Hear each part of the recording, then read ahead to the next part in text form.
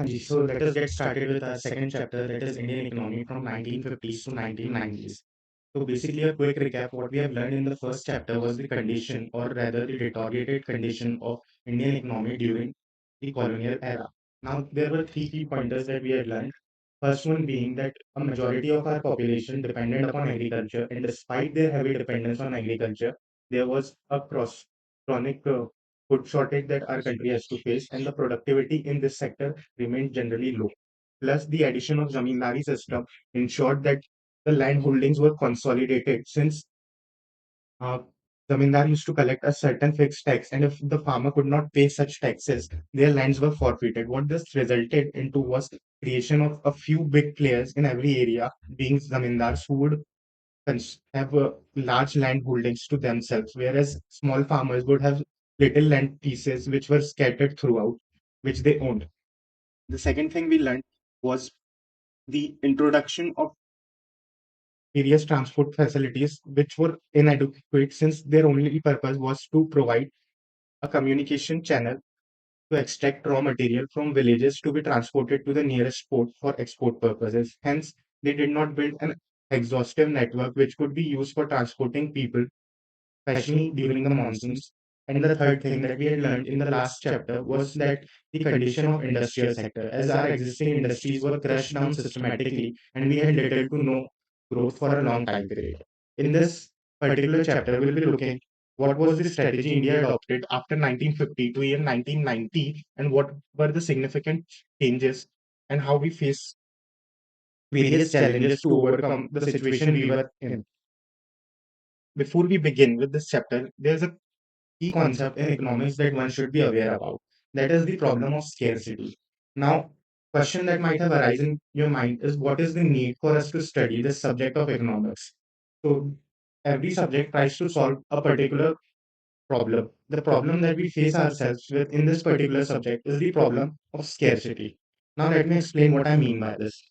The problem of scarcity implies due to the following underlying conditions. Number one, the resources that we have with us are limited in nature, such as land. So, if you look at a country, the total amount of land area that it has remains limited, despite the population, which keeps on growing exponentially.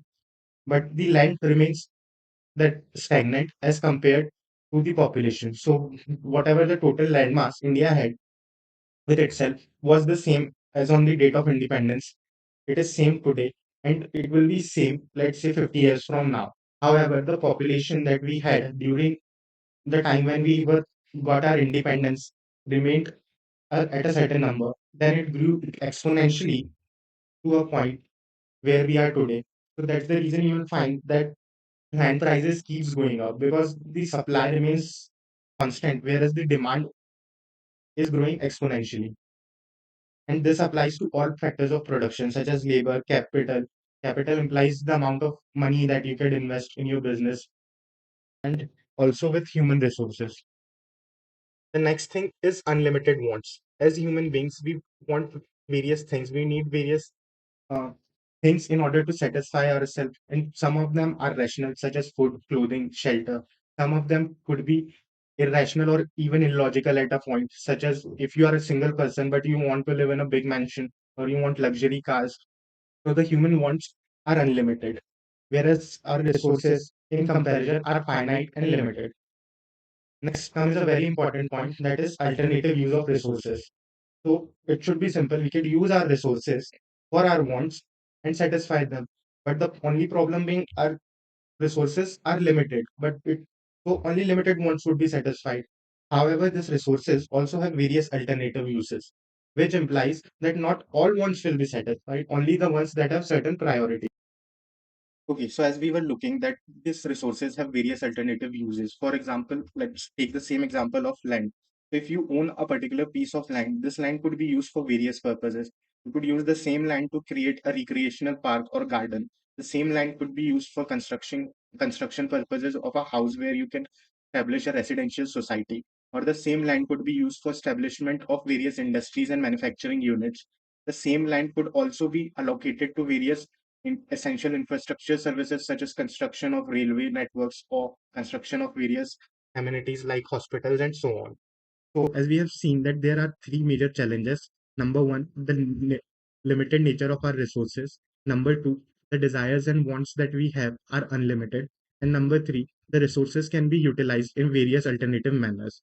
So this creates a dilemma in front of us. The dilemma is of problem of choice, that due to scarcity of resources, what goods and services could be produced in a particular society.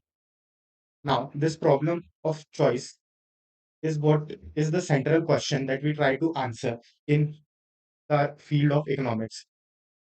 The problem of choice, while making a choice, we have to make constant trade-offs, that if you choose one, you'll have to lose on another. This same principle is at times termed as opportunity cost, that in order to produce one thing, you'll have to let go of production of another.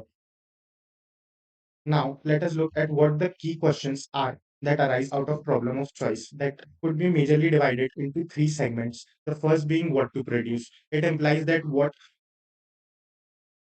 quality and quantity of goods do you want to produce, whether you want to produce more of consumer goods such as FMCG goods like food items, or do you want to produce more of capitalistic goods such as machinery, and in how many quantity do you want those goods to be available in the market. The second question is how to produce, which implies what would be the techniques of production that you will be applying.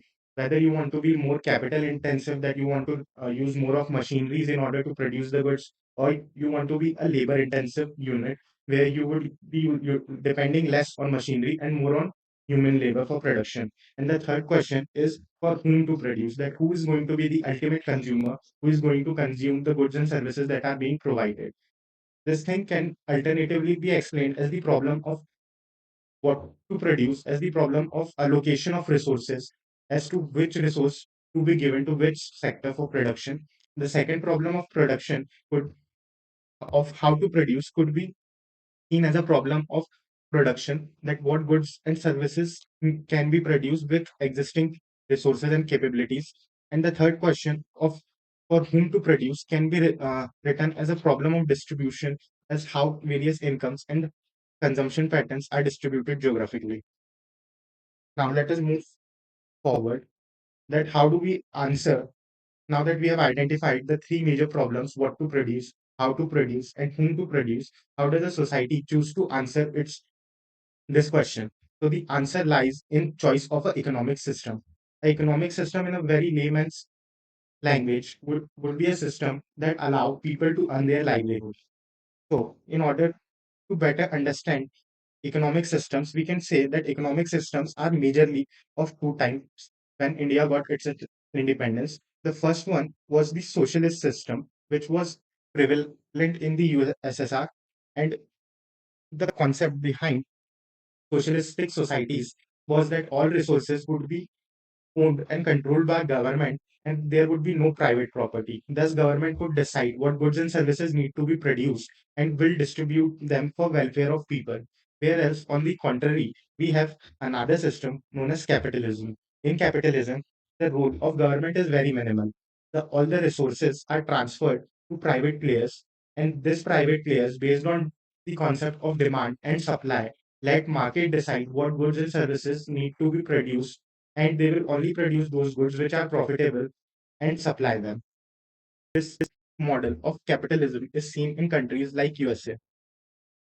Now let us understand why an economic system is important, because an economic system aims at improving the overall quality of life, that is the standard of living, as it focuses on the distribution aspect, such as how the overall income generated in a country is distributed and various economic growth incentives are applied.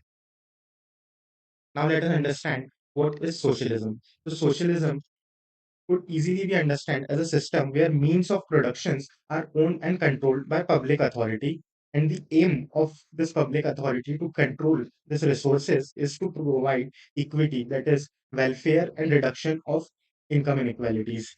Now, the main characteristics, as you can understand from this definition, in a socialistic society would be that all resources are owned by public, that is government. There is a central planning authority that will plan how these resources are to be utilized. And third, there is equity and welfare. The objective of this planning is not to earn profits, but rather to provide social benefit to all members equally. And lastly, the market's role is limited. That means only despite the fact that the market may have demand or it may be willing to pay higher prices, only those goods which the central planning authority deems are important will be produced, as their key objective is not earning profits. An example of this can be seen in healthcare and education industries, where the government, despite incurring heavy costs and low returns and almost negligible profits, keep running various healthcare institutions and educational facilities because their aim is to focus on reducing income inequality and providing social welfare by generating quality capa- human capital. The second system that we have is a capitalistic society. In a capitalistic society, the, sys- the means of productions are all owned by private individuals, which are driven by the profit motive. So, as the resources are owned by private players, their main focus in choosing what to produce, how to produce, and whom to produce is focused on profit. That is the market mechanism. So a good that is demanded heavily and has a nice price and profit margin, these firms will only produce those goods. As a result, due to this attractiveness in the market in terms of profit and allowing private players to compete, there is a need for innovation as each player provides similar services and they try to reduce their cost, increase their profit margins, thus creating better products. What this has also led to is huge income inequalities. The reason for income inequality in capitalistic society would be that number one, only the rich people or the people who are of affluence and have means to consume certain goods will be provided those goods, such as hospital. So if you go to a hospital and you have the ability to pay for services, only then you will be given treatment. If you are unable to pay that sum demanded, then you will be left out. What this will create is that a certain sections of society will get added benefits generation wise and an upper hand in terms of opportunity compared to rest of the people who does not enjoy such benefits. Now, an example could be seen easily in capitalistic society that the private players do not aim at any sort of social or general welfare. They aim at profit. So only the goods that either they are bad or have low negative impact, such as alcohol and tobacco products, would be produced in greater quantity, whereas the merit goods or the goods that are essential for survival of a society, such as good healthcare facilities and education institutes might not be so prevalent in this form of structure as they do not generally yield high profits. Now, let us look at a quick comparison between the two systems. When we talk about socialism and capitalism, we can differentiate them on the following basis. First is ownership. In socialism, the ownership is on one extreme where the government owns all property and very few or little to no private property is allowed. Whereas in capitalism, all properties are transferred to private sector and private sector can own and retain its control over its properties and factors of production. Economic planning in socialistic system, society is centralized, which is controlled by government, whereas in capitalism, it is market driven, that is determined by the factors of demand and supply. The role of government in capitalistic society is very limited. It only acts as a directional It only acts as a direction pole, providing guidelines as to how to operate. Whereas in a socialistic society, the government has an extensive control regulating each and every movement. The wealth distribution patterns, if we look at the aim of socialistic society, it is to create equity for all members. Whereas if we look at capitalistic society, it is to earn more profit, as a result, creating huge income inequality based on market successes. And then the last point would be the emphasis on efficiency. So efficiency implies that how well can you use your resources, that is how much of resources that you could use to produce a certain amount of goods while at the same time increasing the or maintaining the quality of the output while reducing the cost and wastage.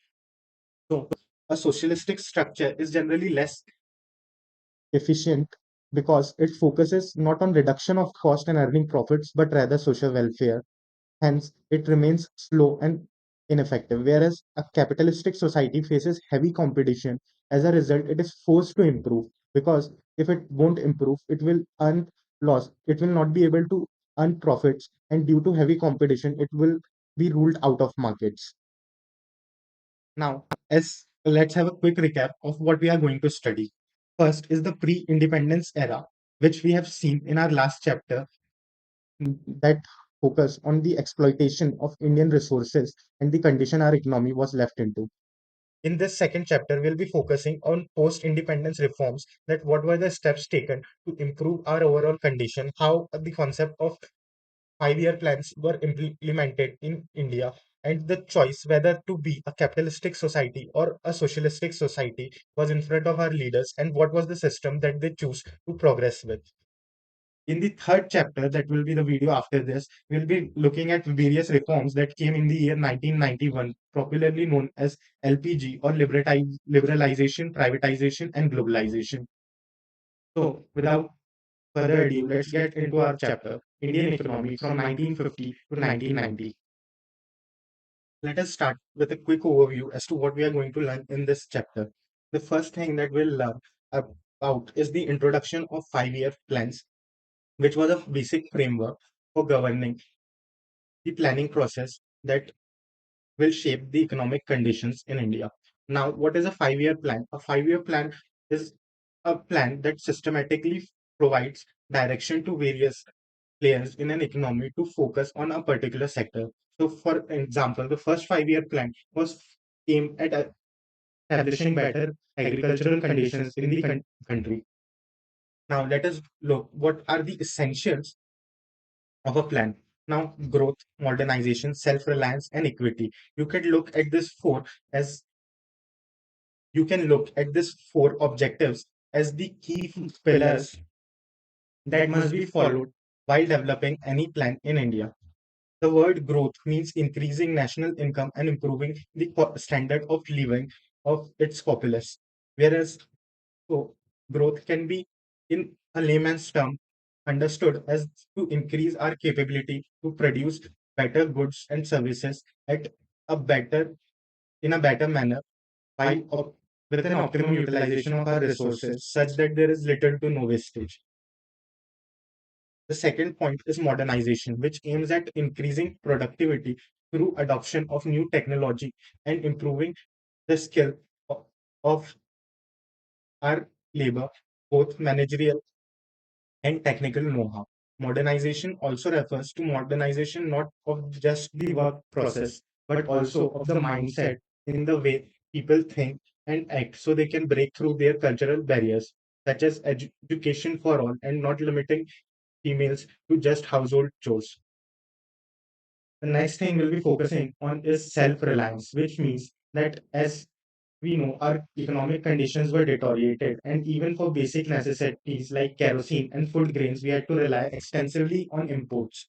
So the idea of self-reliance is to be able to produce everything that one needs in one's own country, so that we can minimize our dependence on other countries.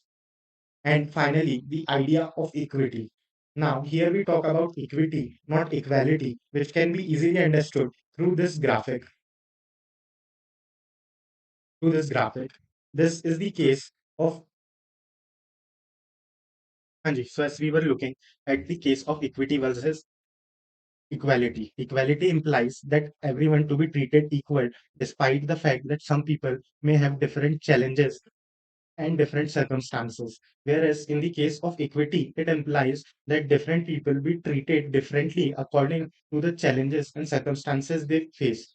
So the idea of equality is to create equal input or equal opportunity for all, whereas the idea of equity is to treat each person according to their individual challenges and provide a tailored solution. So equity focuses more on the output aspect. So, as we have seen, these were our four major pillars that will govern what policies are to be framed. So, no matter which 5-year plan we look at, each 5-year plan has an underlying structure where it will be aiming to achieve growth, it will be aiming for modernization, self-reliance, and promoting equity. Now, we'll see what were the 5-year plan and what those structures look like. In the first 5-year plan, we were focused on increasing agricultural output through various land reforms, such as abolition of zamindari system and development of various facilities such as irrigation foster our to foster our agriculture sector so that we no longer has to face food shortages. In the second 5-year plan, we focus more on industrialization to develop the capability to produce various goods and services such as steel plant, heavy machinery, chemical industries. And as we have also seen that in the previous chapter, that how we were only limited to certain sectors such as textile, that to cotton and jute in certain areas. So what were the steps that government should take in order to foster various industries to grow? That is what we'll be focusing in the second 5-year plan. Plus, every industry requires heavy infrastructure to support it.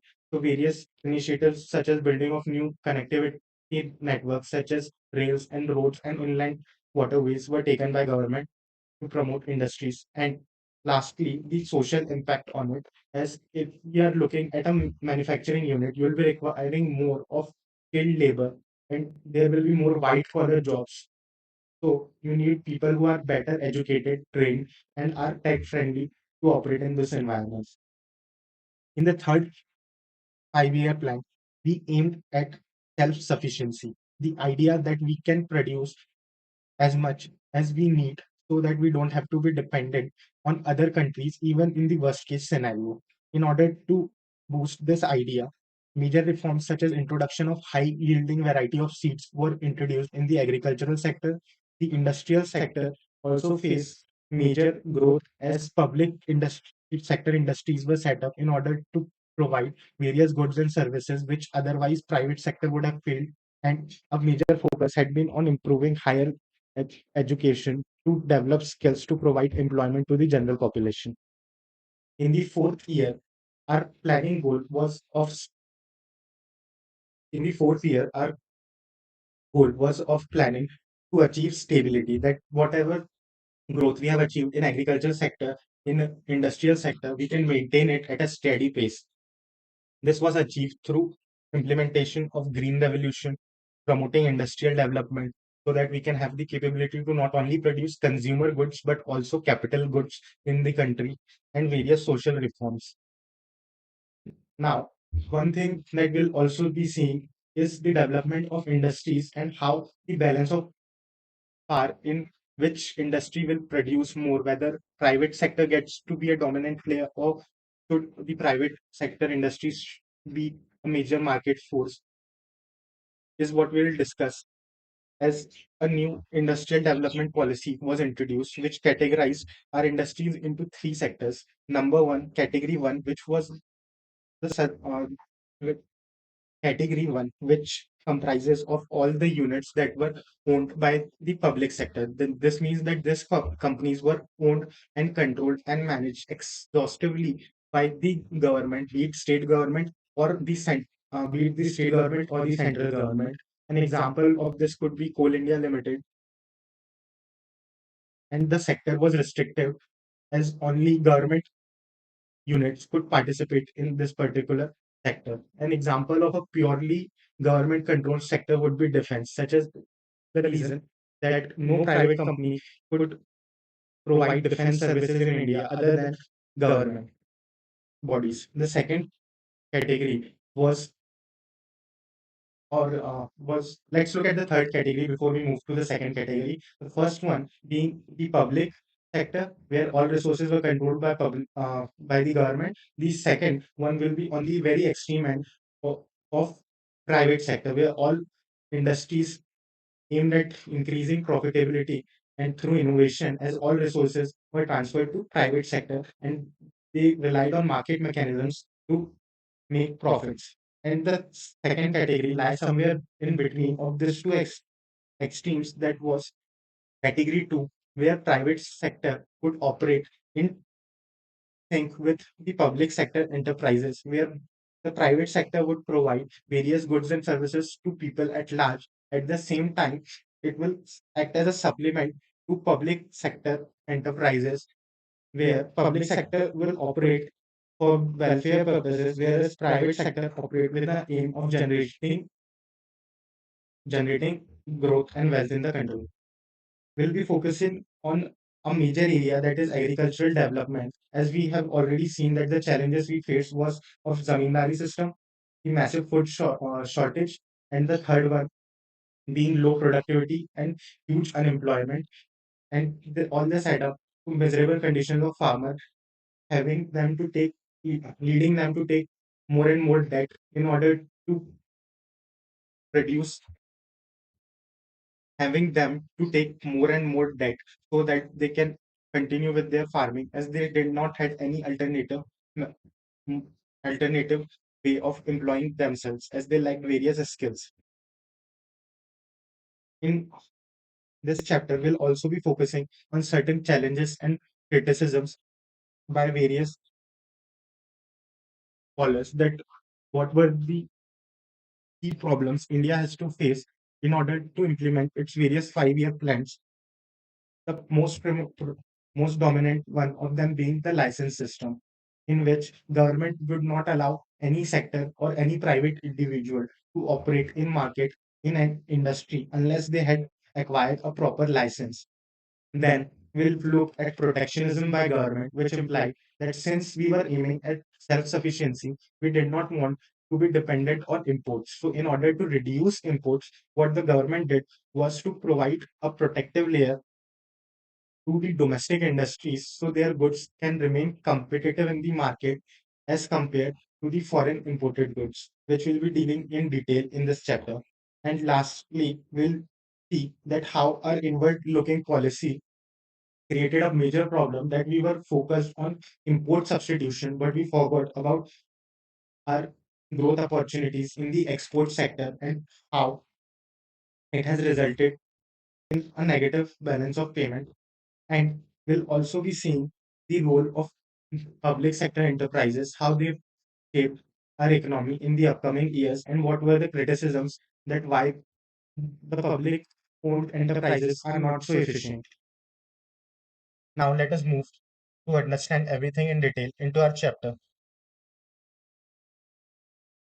Okay, so let us begin with an overview of our module.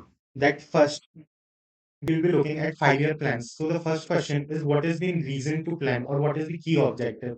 The objective is to raise the overall quality of life in a country, that is by increasing the production in our agriculture sector, improving in industry, improving and developing new industries in various regions so that we can increase our production of both consumer and capital goods. At the same time, the development of industries will also provide people with new employment opportunities.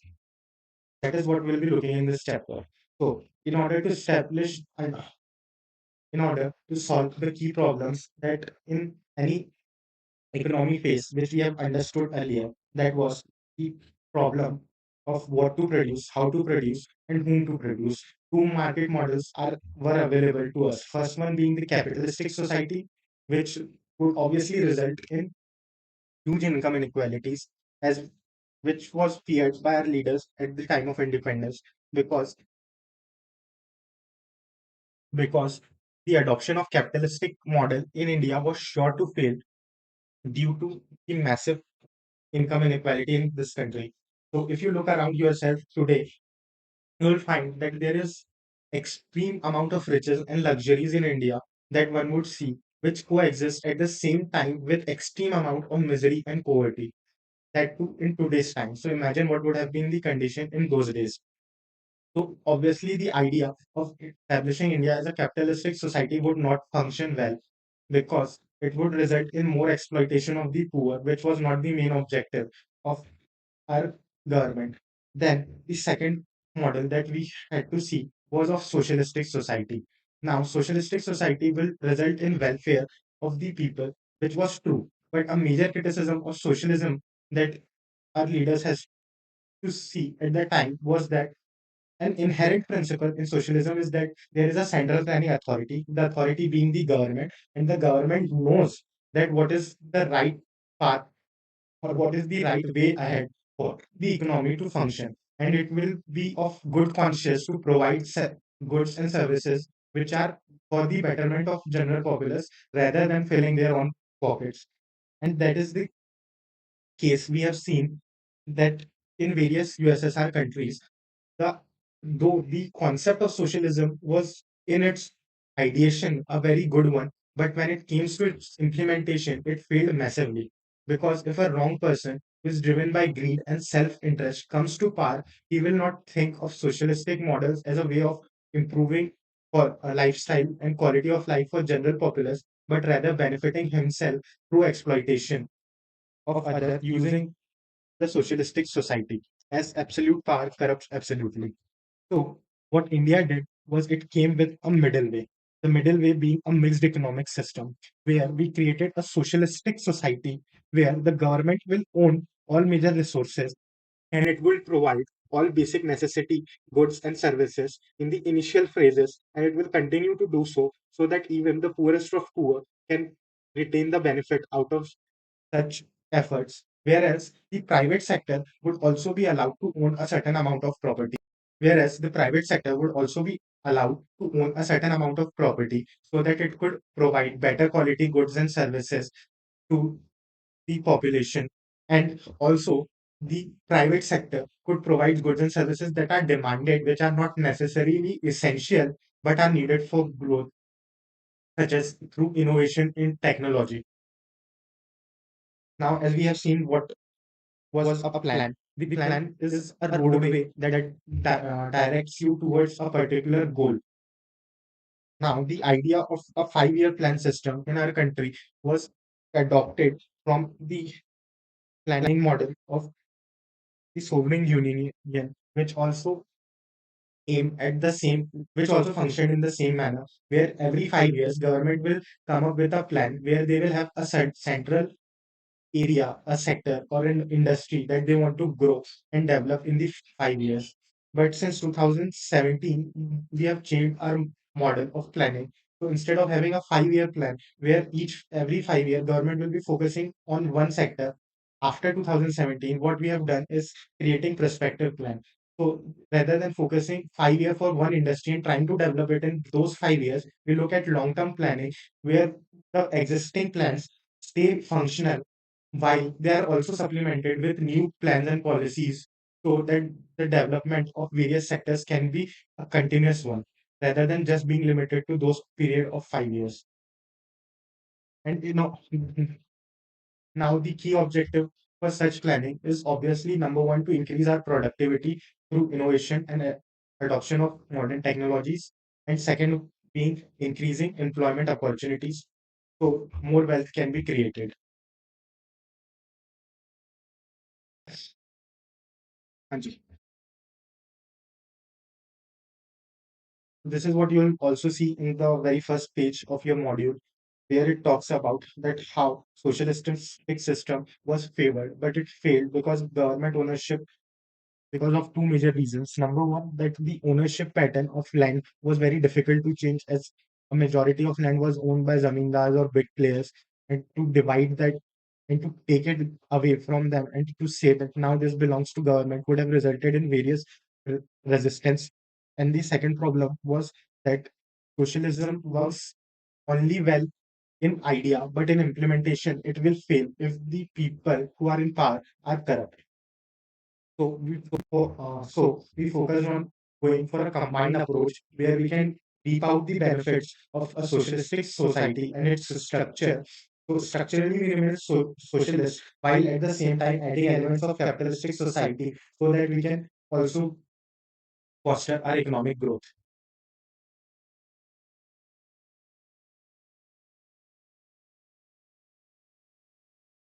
Now let us look at the various 5-year plans that were initiated.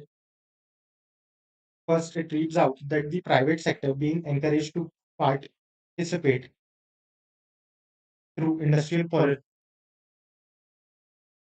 So we'll be looking at the various 5-year plans and their goals. Now, as we have already discussed that in a mixed system, we will have both private sector and public sector, where public sector will be more dominant providing goods and services, for necessity purposes, whereas private sector will provide goods and services with the aim to earn profit and improve the overall output through better utilization of resources. And private sector will provide goods and services that the public sector could not provide, such as luxury goods, whereas the public sector will counteract the private sector by providing goods and services that otherwise public sector would not provide, such as healthcare and education. Now let us look at what were the key pillars of planning.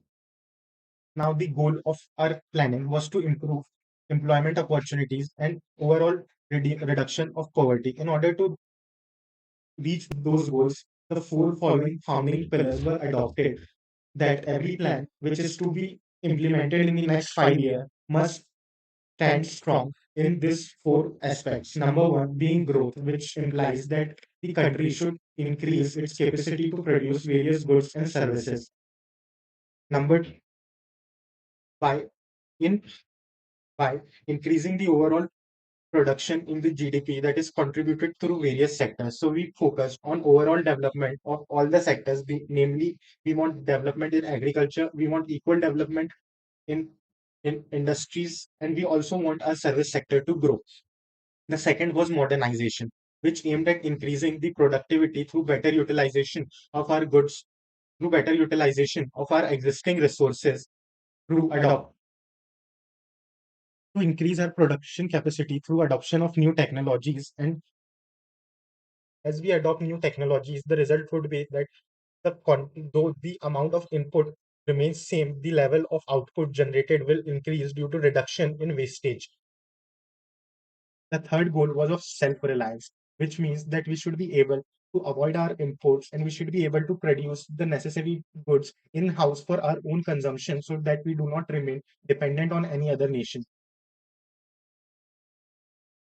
And as we have seen, that importation of food was a major crisis that we were facing in those days. As a result, the first 5-year plan focused on developing agriculture. And fourth one was equity, that we are a welfare state and we want to provide every citizen with the opportunity of having better healthcare, better education facilities, the ability to get a job that is suits his that suits his level of skill competence and is desired by him, that is providing better employment to population in general in order to reduce the massive income inequality between the rich and the poor, focusing on a holistic development. Now let us begin by getting an idea of how these four goals were achieved. That the first one being agriculture. So the three challenges that we faced in agriculture sector were as follows. Number one, number one being that there was the zamindari system, which resulted in exploitation of farmers, making farmers poor and always kept them in debt. The second problem was inavailability. Sometimes my tongue just won't function properly. So the second one was, let us recap. So let us focus on the three major challenges faced by the agriculture sector during 1950s. First one being the zamindari system, which exploited poor farmers without providing them with any benefit, causing them to always stay in poverty and in a debt. The second problem that we faced in agriculture sector was low productivity due to dependence on monsoon and having no modern ways or technology of farming. And how we overcome these challenges is what we are going to see. The first thing that government did in order to increase the output was introduction of various land reforms and the introduction of new technology in the area of agriculture. In order to reform the existing structure, the government aimed at implementation of a concept that you can say as land to tiller, which basically focused on the idea that instead of zamindar owning a massive chunk of land, this land should be divided among various small farmers. So each of those farmers can own a substantial amount of land to themselves. Now, what this would do? is that when you own something, you have a sense of responsibility towards it. So if a farmer is working on a land owned by a zamindar, number one, he would be exploited in the sense that he would be paid less for his efforts. And number two, he will not be willing to go outside an extra mile in order to improve the production capabilities. Whereas now, if the same land is transferred to this particular farmer, what it would do is provide him with an incentive in terms of profit. That if he adopts new technology, he tries to improve his overall production. The profits that will be generated out of this land will go in his own pocket, which will improve his overall quality of life. As a result, he'll be more proactive and excited in order to adapt towards new modern ways of farming.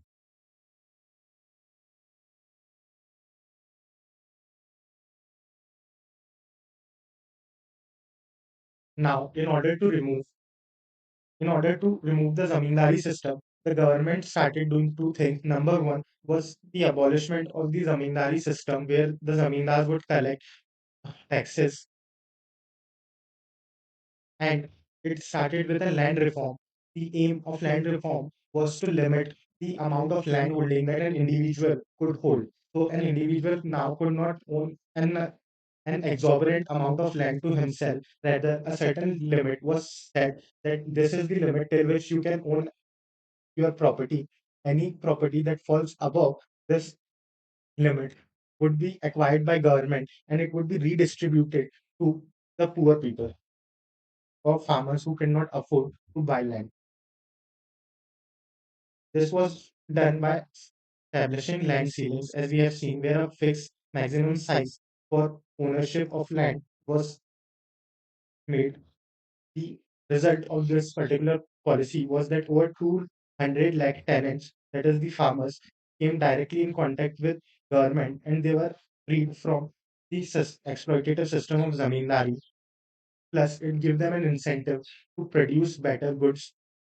The reason being that if they produce better, on they were directly profiting from their agricultural output, which means that if I'm a farmer and now I'm producing a good, so if the quality of the agricultural produce is good, it will sell at a higher price in the market and the profits will increase exponentially. And now this increased profits will come back to my pocket, thus providing a good incentive. The problem that faced while establishing various land ceilings were two. Number one, there was a resistance from zamindars or major players or big people who had huge accumulated wealth who did not want their property to be surrendered to government. As a reason, they started exploiting various loopholes in the law to keep and retain their property with themselves and within their family. A way to do this would be instead of owning your entire property in your own name, since there was a ceiling, you would own the maximum property that was allowed till the ceiling level in your name, and anything above the ceiling, you will transfer to your close relatives or people that you trust so they can on paper own those properties, but in reality, you were the ultimate beneficiary as they acted on your directions. And second, various parties also moved to courts in order to delay the process of transfer of property. However, despite these challenges, the land reform saw success in areas of Kerala and West Bengal, where the government was successful in establishing land to tailor reforms through their policies and commitment. Now, number one, we have solved the problem of zamindari by abolishing the system. And number two, transferring the land to the poor farmer, giving him an incentive to produce more goods. Now let us look at how to produce those goods. So in order to improve the overall efficiency of production, green revolution was introduced in the country. Now the idea behind green revolution was to improve the technology of production in the country so that our farmer no longer has to be dependent upon monsoon for water and he can adopt to various new technologies such as fertilizers, pesticides, good quality of seeds that will exponentially increase the amount of good that is produced. So that is what we'll be looking in this chapter. Number one, the government achieved the objective of green revolution was by introduction of high yielding variety of seeds. Now, what these seeds do is essentially, let's say if you have a plot of land and you can work implanting normal seeds in this land and it give you X amount of agricultural output. Now, using the same plot of land, and if you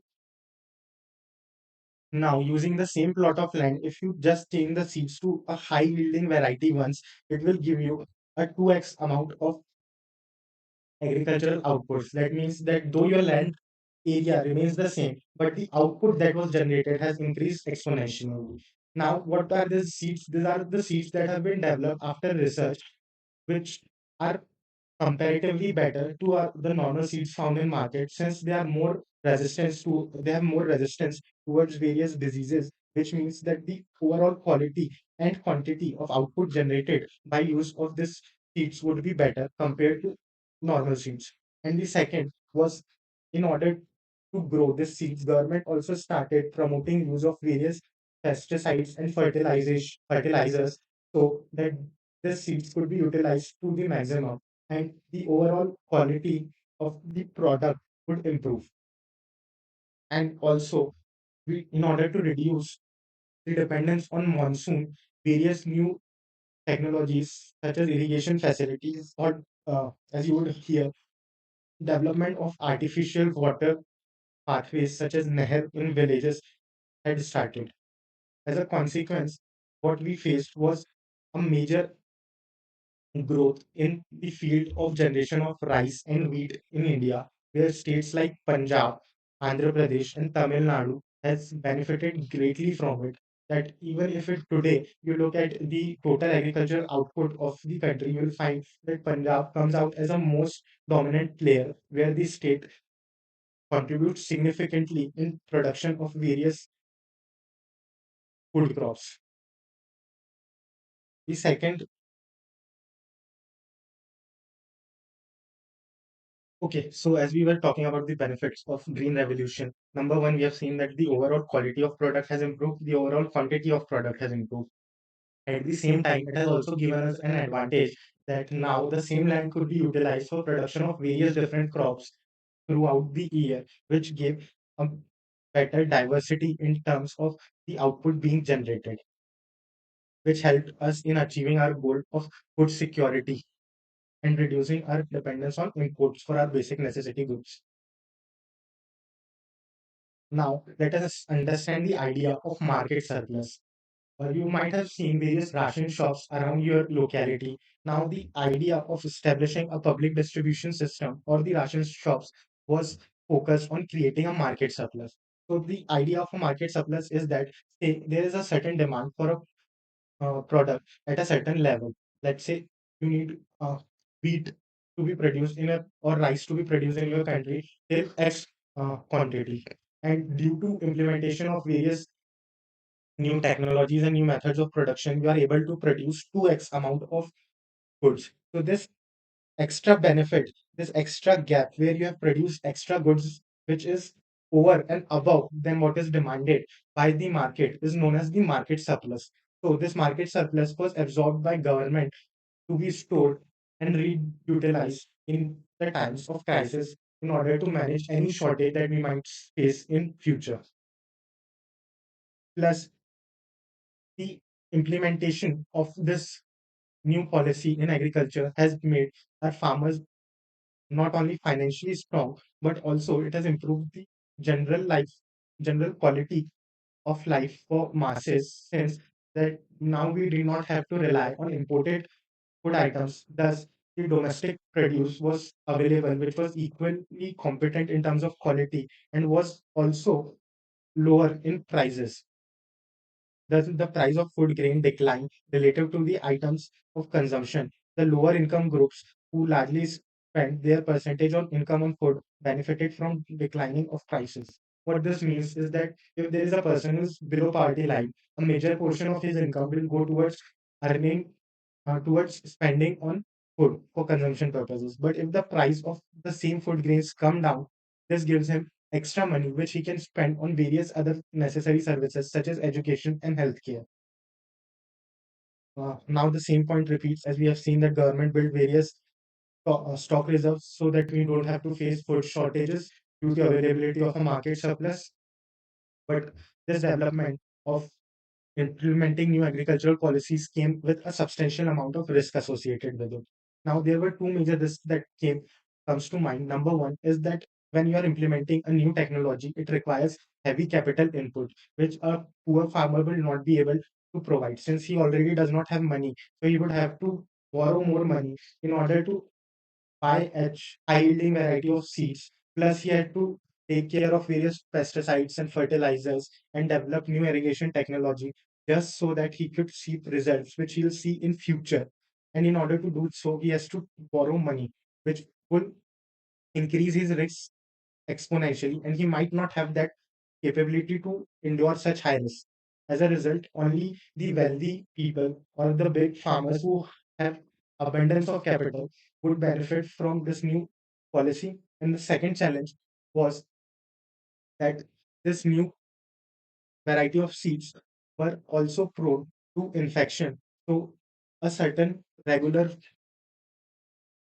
monitoring was required of regular monitoring was required so that the production does not get destroyed due to various pest attacks.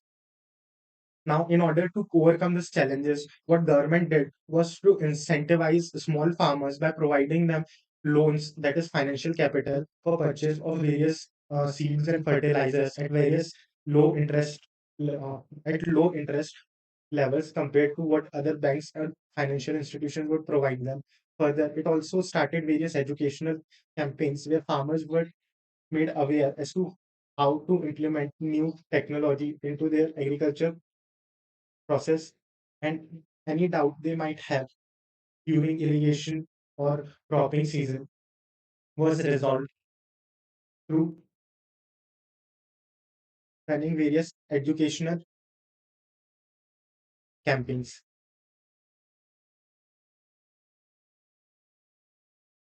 Now, the risk of food grain being or the crops being ruined by pest attack was reduced by implementation of various research institutes that government has set up in order to develop technology in various medicines that might help the farmer to fight against any pest attack and ensure that their harvest does not go to waste.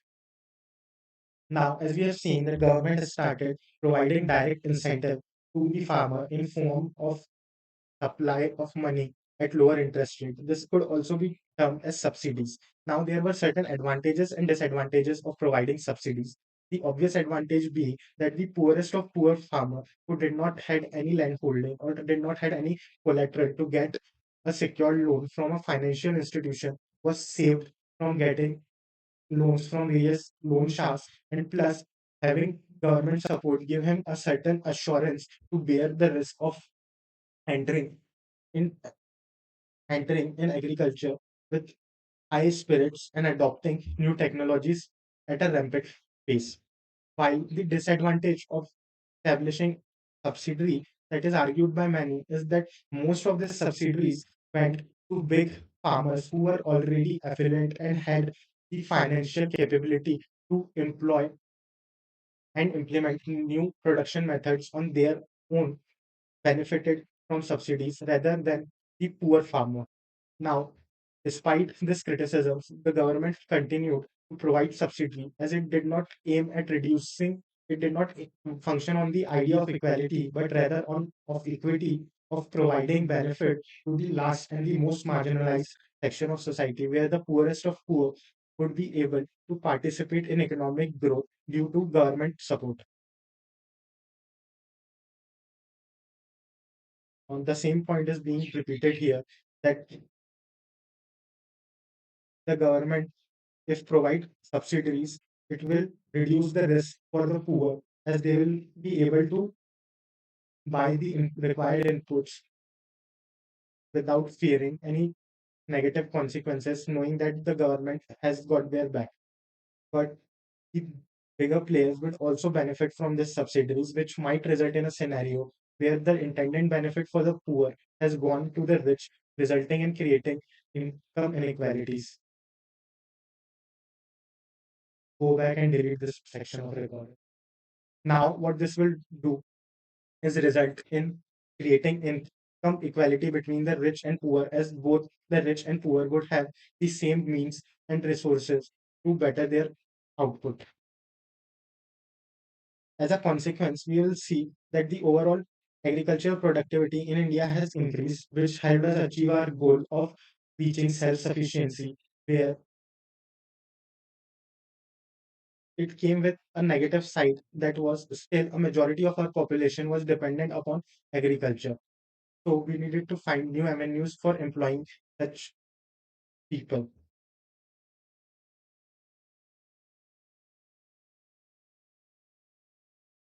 Okay, now as we have seen that though our contribution of agriculture sector in GDP had increased, but it also faced a major challenge that due to unevenness in regional. Now that though the overall agricultural output has increased, one major problem that we still faced was that a majority of our population was dependent on agriculture for employment purposes. The reason for that was that the industrial sector could not absorb the excess labor that was displaced from agriculture.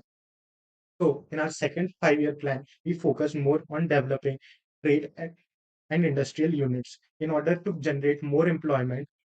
uh, Let us understand the key difference between employment in agriculture sector versus the employment in industrial sector.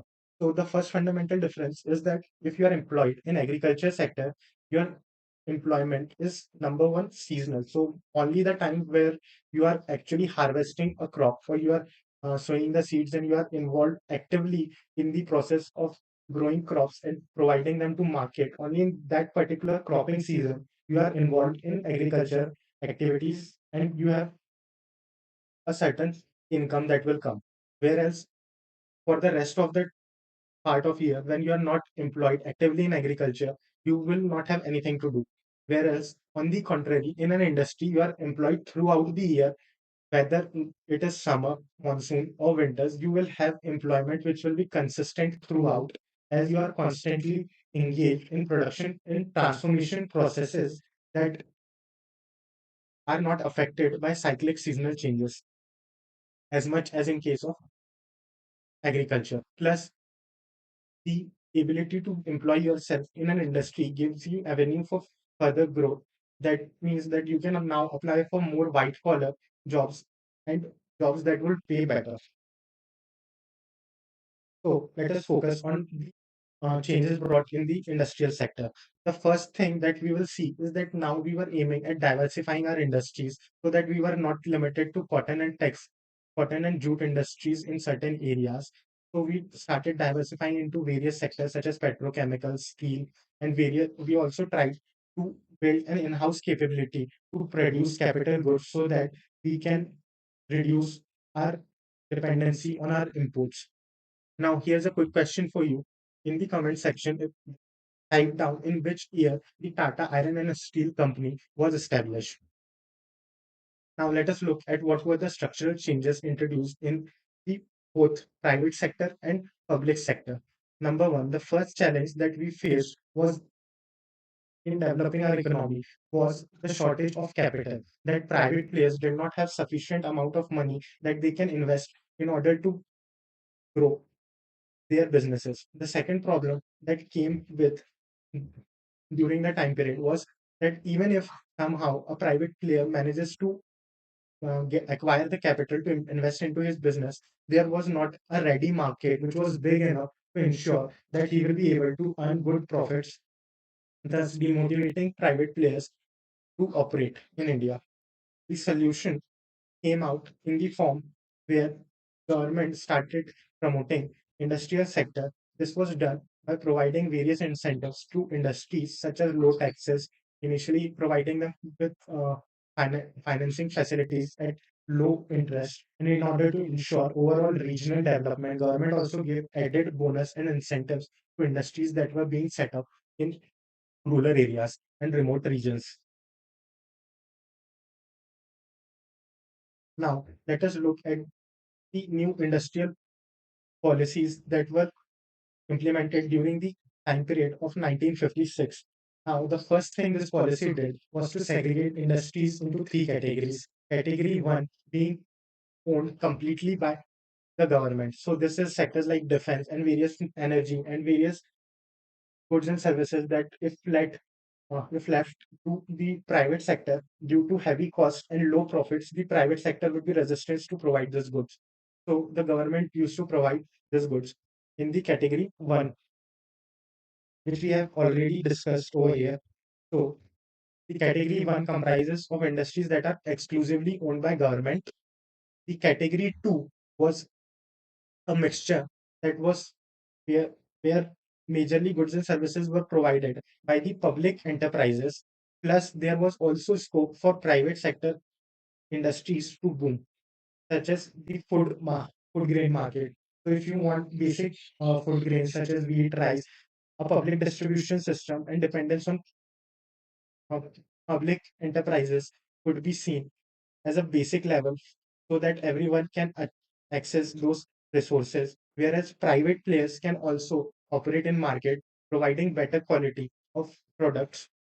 However, the private sector, since it operates on profit motive, the pricing for the goods will be higher as compared to that of what is provided by the state. A good example of this sector would be the healthcare industry, as we have both the government run hospitals where treatment is provided at a very negligible or a very affordable cost, while majority of private clinics and private hospitals also exist, which provide a advanced level of care, or let's say a more luxury treatment to the patient. However, the cost associated with the treatment also increases in these cases. And the third one being the overall sectors that were left to private sector. Here, the government did not involve itself because the overall impact or the social benefit of this sector would not reach masses. Now, an example of a category three industry that is left to private sector would be luxury sports car. Now, not everyone can own and maintain a luxury sports car. So this sector has been left by government to completely the private sector. However, there is a need for transportation facility. So government retains certain state-owned transport services such as railway, which was previously a category one, which is predominantly a category one industry where for a long time the only government was operating railway services in India.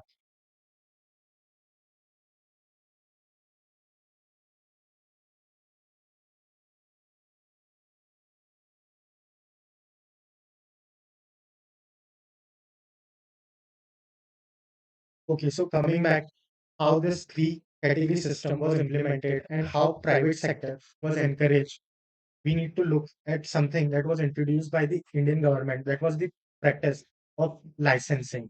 So if you are a manufacturer or you are a private industrialist and you want to set up an industry, what you cannot operate freely. The first thing you'll need to do is to get permission from various government departments, and these permissions were given in the form of licenses. Now, the benefit of these licenses was that it made the idea of overall balanced regional growth possible.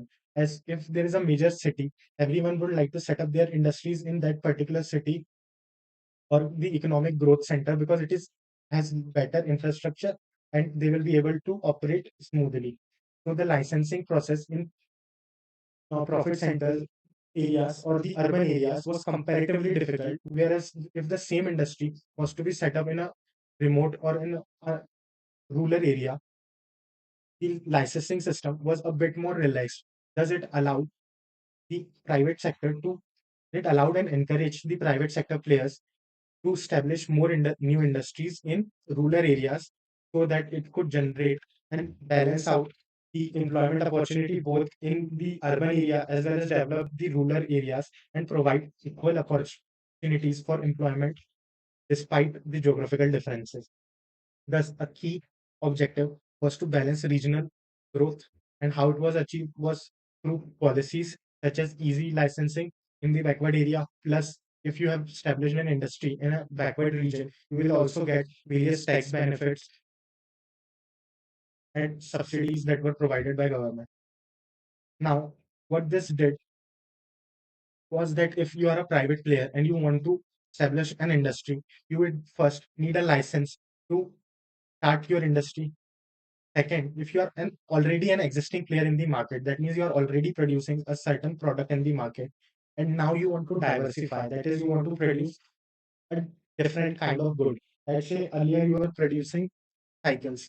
Now you want to move towards motor vehicles and you want to produce bikes. So in that case, you will still require to obtain new licenses for diversification. Now the aim of implementing this policy was to ensure that there is always competition among private players and no single player is able to create a situation where he becomes a monopolist so that the prices in the market remain competitive. And another thing that the government did was protection of domestic industries from foreign competitors, where the government tried to reduce the amount of import by either importing more taxes on imported goods or restricting the quantity of goods that could be imported, which resulted in making the price of domestic goods comparatively more competitive in the sense that the domestic product was priced lesser than the goods that were imported, which were priced higher. Now, the problem of this protective policy by the government was that number one, the consumer has to always opt for domestic product, which and the domestic producer knew that he is protected by the government. So he took very little to no efforts to improve the overall quality of his products. Number two, hence the imported products were not promoted heavily. The domestic producer can now charge more or higher prices for the same old quality of product. So number one, the producer neither tried to improve the overall quality of product. Number two, he started charging more for the same product. And number three, what this resulted in was in lack of any innovation. That the producers, the domestic producers, were reluctant to adopt to new technologies in order to better utilize their resources and reduce their wastage, since they knew that whatever they produce would be sold in market at commanding prices and they'll always remain profitable. Now, in order to develop industries, we need balanced regional growth. And balanced regional growth implies development in rural areas. And as you can understand, most industries that would be operating in such sector would be small scale industries. So in order to foster the development of small scale industries, a Carve committee was established. And this committee gave various inputs such as what could be done in order to promote rural development, such as providing the rural players with adequate capital through financing, through providing them with various tax relief subsidies, educating them on new methods of production, and assisting them throughout the process to ensure that their overall output increases. Now, if you look at the idea of boosting small scale industries, you'll find that a majority of businessmen in India come from come and own businesses that are not exponentially large in size, but rather are small, are family owned, and are limited to a certain geography. So, in order to promote small scale industries, you would have often heard in recent news the, about the Ministry of Small, Medium, and Micro Enterprises, small, micro, and medium enterprises, which focus on developing smaller industries. Now, the criteria for being a small industry was earlier restricted by the overall investment that one brings in the plant, property, and equipment of one's business. Earlier, the limit was restrictive for small industries to rupees 5 lakh.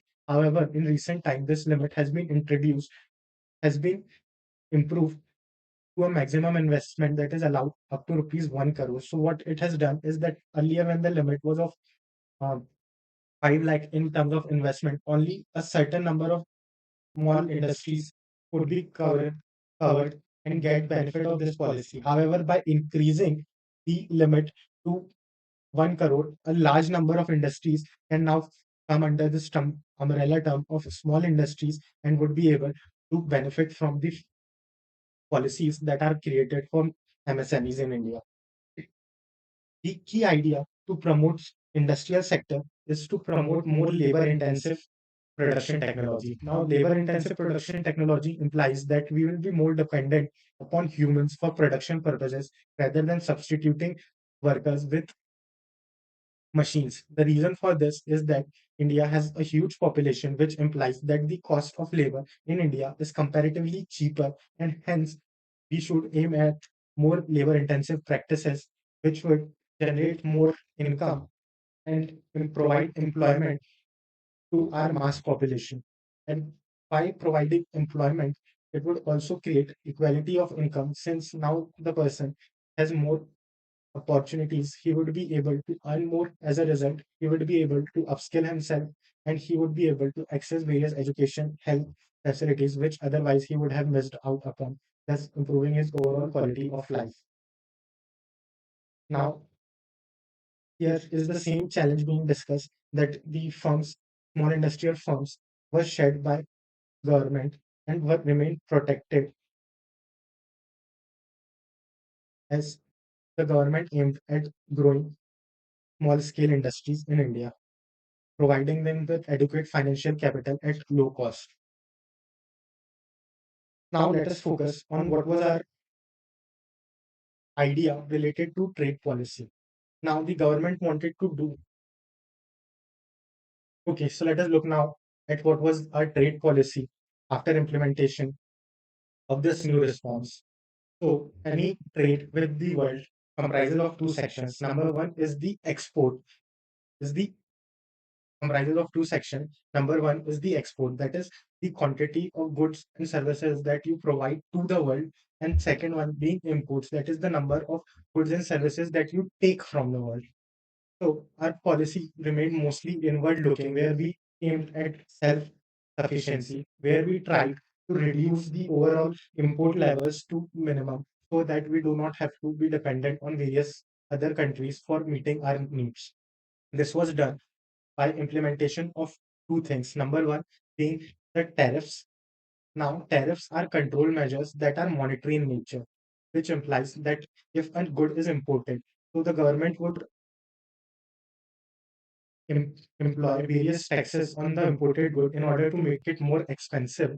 As a result, it will lose its market share in the domestic market.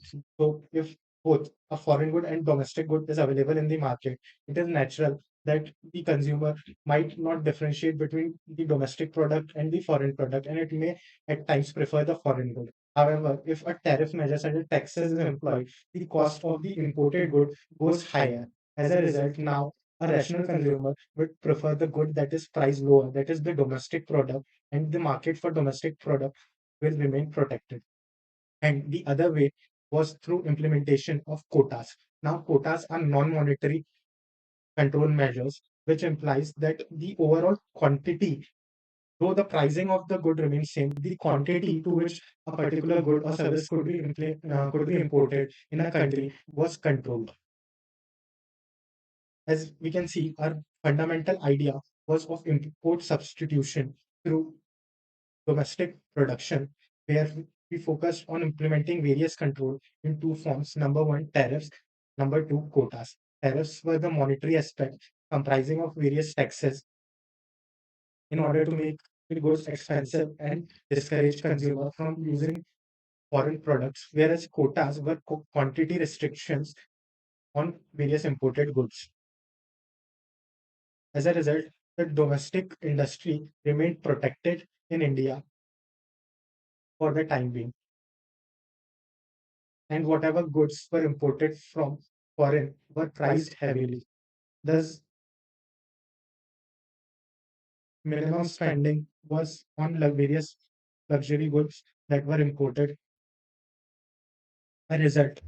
Now, let us look at the result of what was achieved by implementing this new industrial policies. The first thing that we can see is that the overall production would have increased. Now the production is counted through GDP. As a result, the contribution of industrial sector in GDP has also increased from mere 13% to 24% by 1990s.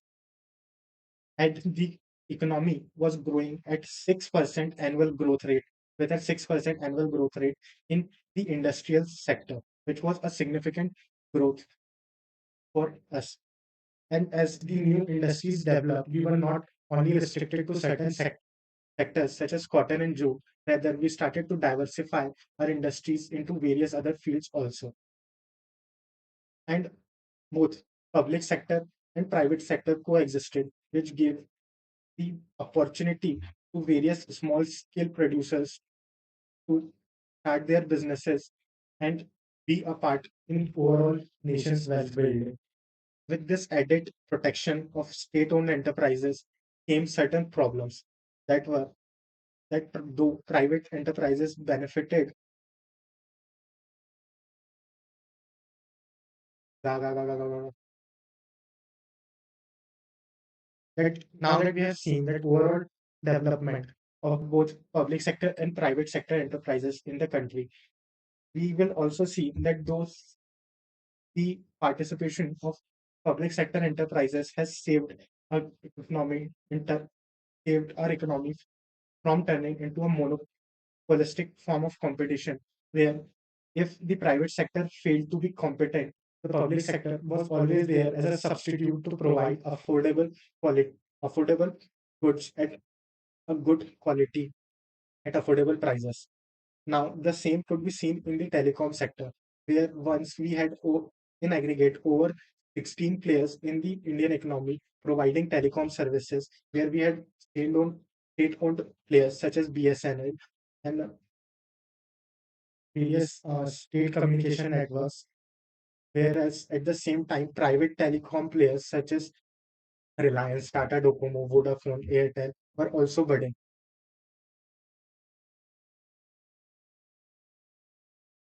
And at times, we will also see that private sector has outperformed the government or public units, as in case of Modern Bread, which was a bread manufacturing firm that was held in public control, which was later transferred to the private sector in year 2001.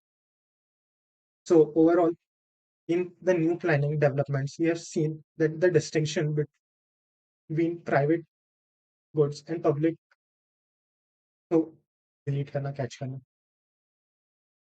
Okay, so now we have also seen that though private sector is more innovative and has efficient utilization of resources, there then why is there need to continue public sector enterprises?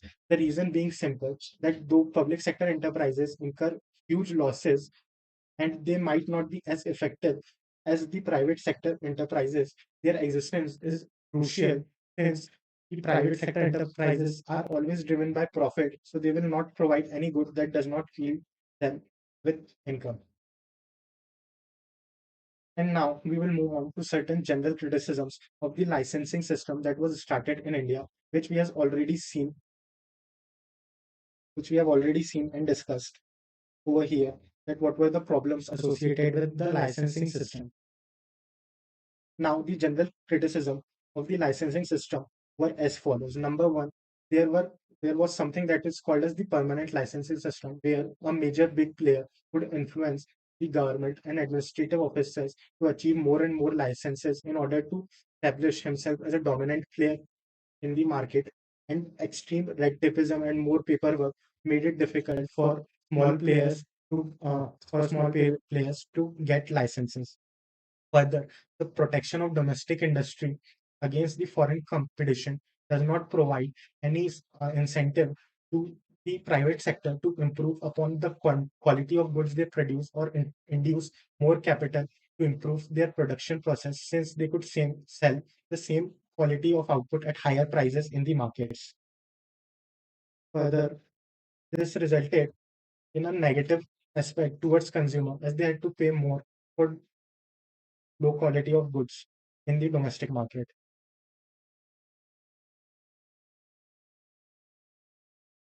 Plus, public sectors were not for earning profit, which they were operated with the aim of overall welfare.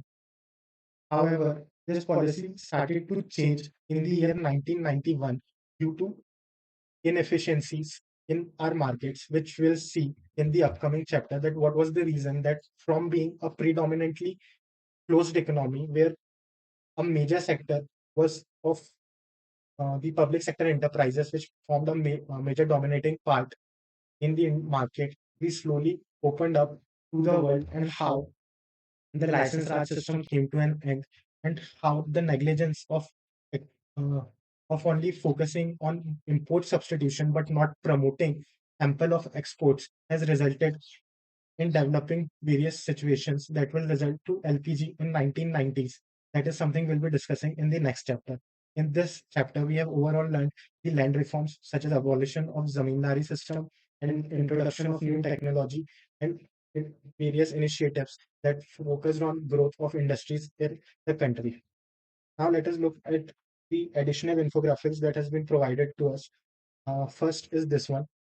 Something key differentiating something that interesting that you'll note here is that though our agriculture output has increased, our industrial output has also increased to 13%, and our service sector output has also increased to around 28% in 1950s. A major change happened after implementation of 5-year plans was that though earlier agriculture, which was the largest contributor in GDP with around 59%, was reduced to 34%, and it was replaced by service sector, which started to contribute roughly 40%, which was at most equivalent amount of agriculture and industries combined. So though we were aiming for more of industrial development, the Indian economy came out to be a service oriented economy where we became service providers for the world, and a majority of contribution in our GDP was driven through service sectors. Then you have a simple price signaling given here. Now, the availability of a good is also reflected in its price. So let us understand. So if a good is available in market in huge quantity and the demand remains stagnant, what it will make the seller do is reduce prices, since multiple sellers have abundant quality of goods which they want to sell to limited customers. As a result, the price will go down. And the reverse is also true. So if the market demand remains same, however, the supply remains small. That is, the quantity of goods available remains small, which makes them scarce. And as a result, the consumer will be willing to pay more, causing the prices to go up.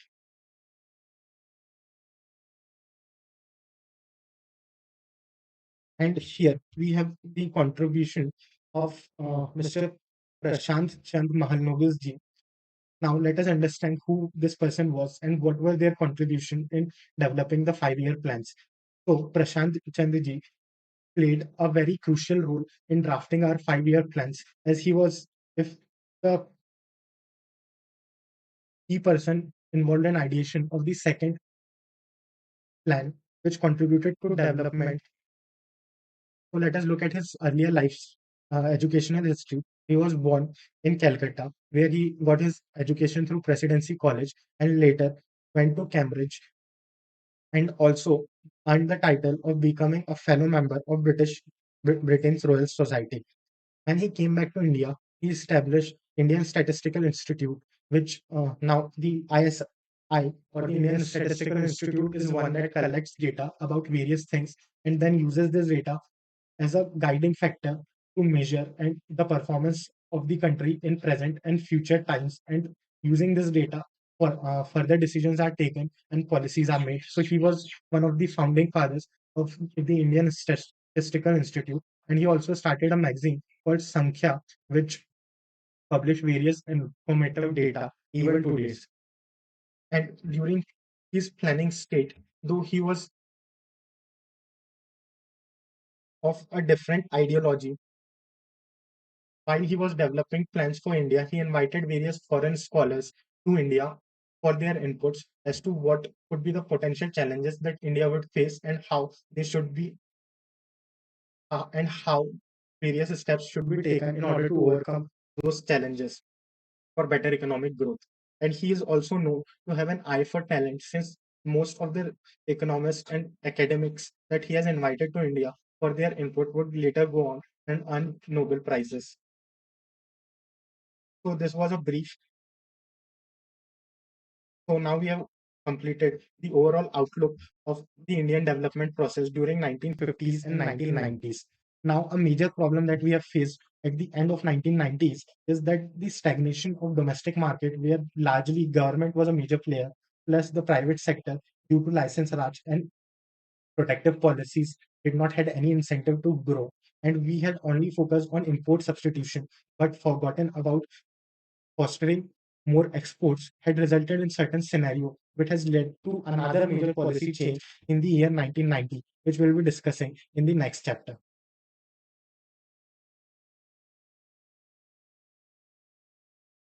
Okay, as an added bonus, I have also created this summary notes which cover all major topics in your chapters, the subtopics and important points there within, जिसमें आप अपना पूरा Indian economy का syllabus revise कर पाएंगे in just 40 pages and it covers all important details. तो अगर आपको ये पीडीएफ चाहिए, so it should be link somewhere down in the description section.